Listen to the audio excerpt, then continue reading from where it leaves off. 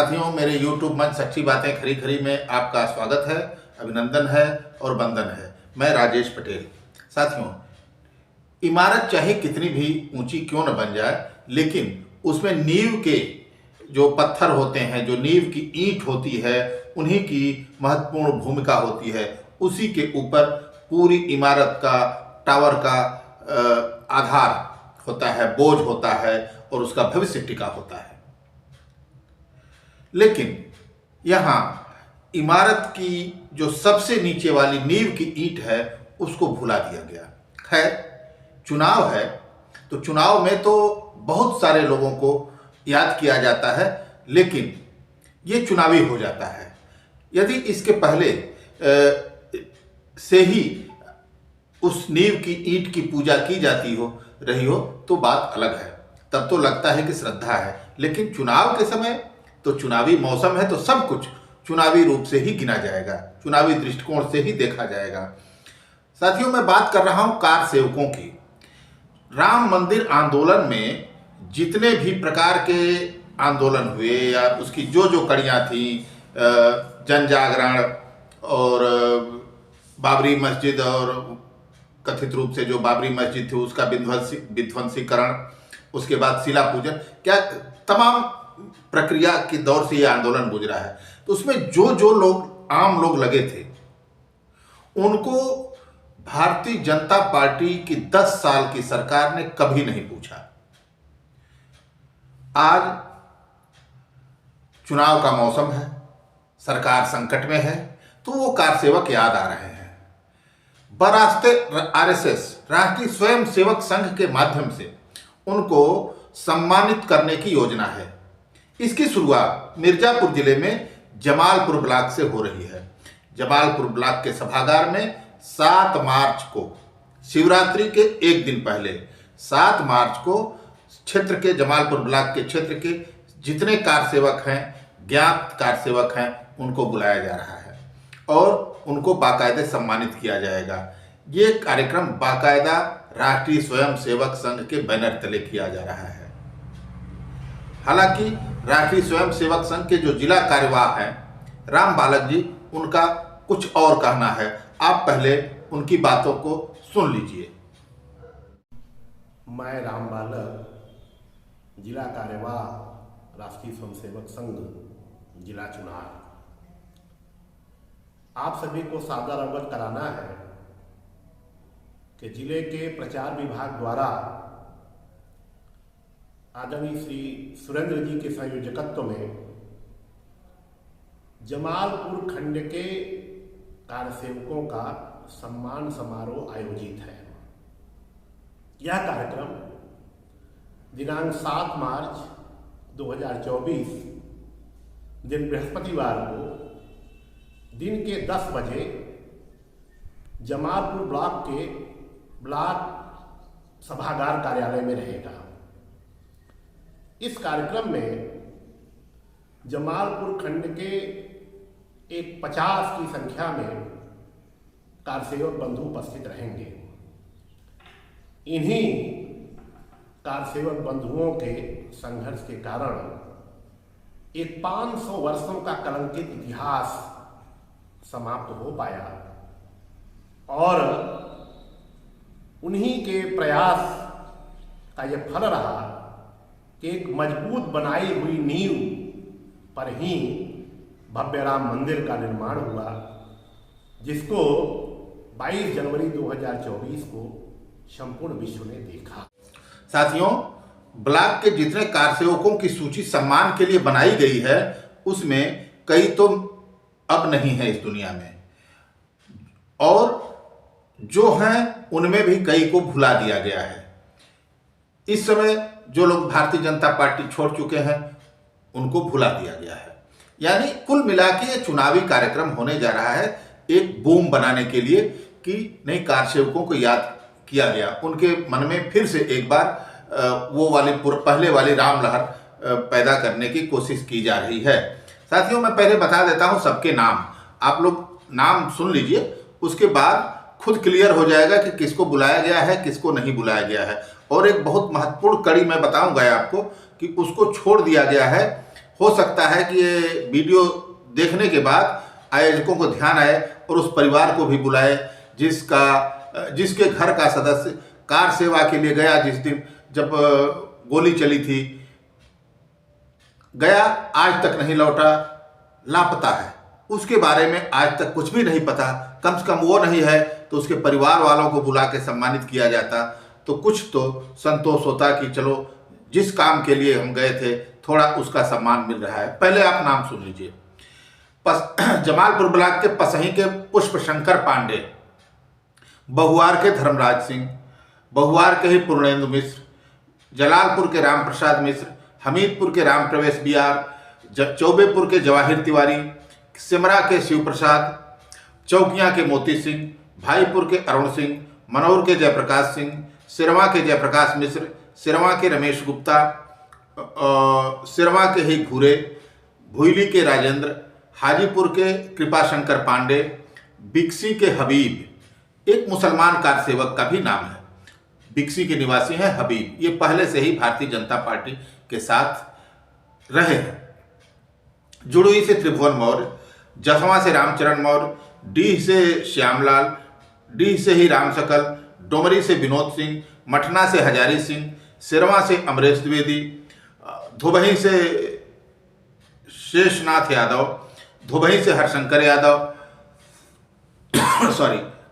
चरगोड़ा से महेंद्रनाथ सिंह, बहुआर से जितेंद्र सिंह, बहुआर से ही संत प्रपन्न दास, बहुआर से ही ललकू केसरी, बहुआर के ही ब्रिजनाथ चौबे, चौबेपुर के ब्रिजनाथ चौबे, हमीदपुर के राम मेला बिहार, हमीदपुर के ही जंगी बिहार, हसौली के रंगनाथ द्विवेदी, भभौरा के निकालू सिंह उर्फ रामधनी सिंह, डॉक्टर राम प्यारे सिंह जो अब नहीं रहे राम प्यारे सिंह, गौरी के सोमारू सिंह, ओड़ी के श्री केशवर चतुर्वेदी, गौरी के श्री केशवर चतुर्वेदी और डोहरी के विनोद सिंह, सहजनी कला खुर्द के रामनरेश सिंह, महादेवपुर के महादेव सिंह, खेमईबरी के सुदामा सिंह, खेमईबरी के अक्षयबर सिंह, भदावल के रामधार सिंह, ये भी नहीं है अब, भुईली के लोकू यादव, पसही के पुष्प शंकर पांडे, पसही के ही बोध नारायण सिंह, पसही के ही हरशंकर पांडे, पसही के ही ओंकारनाथ पांडे, सहजनी कला खुर्द के अर्जुन मौर्य, प्रतापपुर के गंजी, गोरखी के किशोर सिंह, बहुआर के राजेश्वरी सिंह, ढिलवासपुर के दिनेश सिंह। ये इतने नामों की सूची मुहैया कराई गई है। इनको बाकायदे आरएसएस के माध्यम से ही, जो इनका सिस्टम है उसके माध्यम से सूचना गई होगी और इनको कल यानी 7 मार्च को जमालपुर ब्लॉक में बुलाया गया है। ब्लॉक परिसर में जो सभागार है सरकारी, उसमें बुलाया गया है और बाकायदे इनको सम्मानित किया जाएगा। और इसके अलावा सम्मान के बहाने क्या कहा जाएगा ये कल देखने की बात होगी कि इनको निर्देश क्या मिलता है, इनको दिशा मार्गदर्शन क्या मिलता है, ये देखने की बात होगी। जिला कार्रवाई ने, जैसा कि आपने वीडियो में सुना, उन्होंने बताया कि जमालपुर ब्लॉक से शुरू होकर ये अन्य ब्लॉकों में भी एक अभियान चलेगा।